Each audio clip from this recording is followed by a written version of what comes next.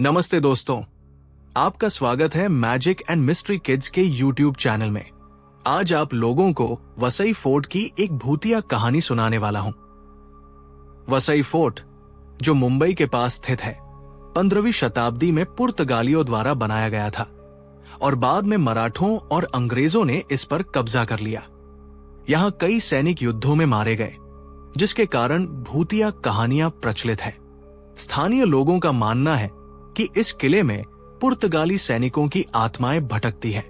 अजीब आवाजें, परछाइयां और डरावना एहसास जैसी घटनाएं आमतौर पर सुनने को मिलती हैं।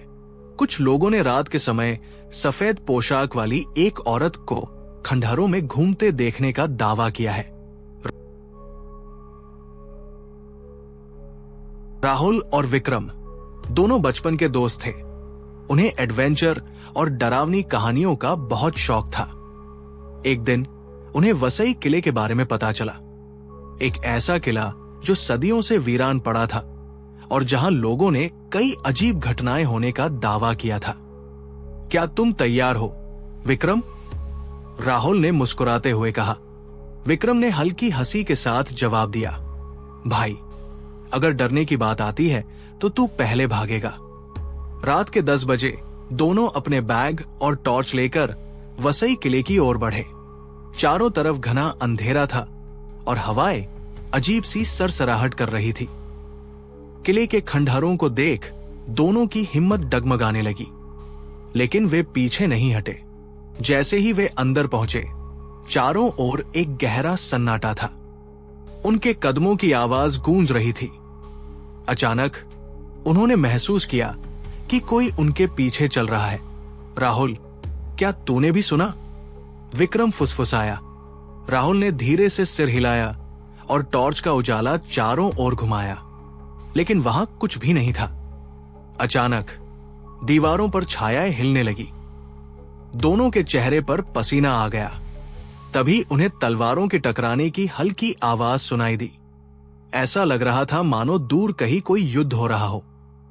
डर के बावजूद दोनों आगे बढ़ते गए। तभी अचानक उनके सामने धुंध में कुछ आकृतियां उभरने लगी।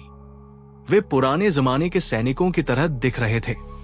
लंबी मूंछें, लोहे की कवच और हाथों में तलवारें। उनके चेहरे फीके और आंखें चमक रही थी। ये पुर्तगाली सैनिक लग रहे हैं। राहुल की आवाज कांप उठी। विक्रम ने घबराकर कहा, यह संभव नहीं है, ये तो सदियों पहले मर चुके हैं। अचानक उनमें से एक सैनिक जोर से चिल्लाया और अपनी तलवार राहुल की ओर चला दी।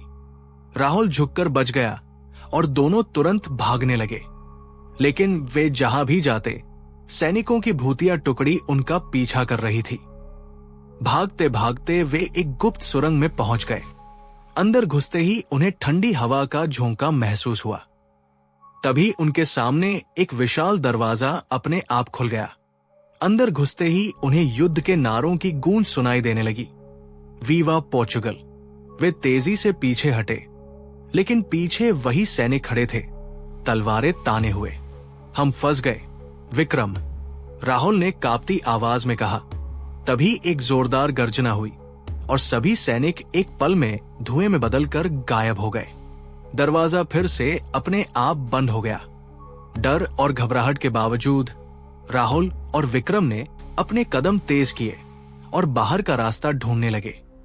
जैसे ही वे खुले मैदान में पहुंचे, अचानक किले से एक जोरदार आवाज आई, जैसे कोई युद्ध की घोषणा कर रहा हो। वे बिना रुके अपनी बाइक की ओर दौड़े और इंजन स्टार्ट करते ही पीछे से एक ठंडी हवा का झोंका महसूस किया। रुक जाओ, एक भारी डरावनी आवाज गूंजी, लेकिन वे रुके नहीं। पूरी रात उन्होंने अपने कमरे में बिना सोए बिताई और अगली सुबह तय किया कि वे कभी भी किसी भूतिया जगह पर रात नहीं बिताएंगे। क्या वे बच गए या वो आत्मा अब भी उनका पीछा कर रही थी?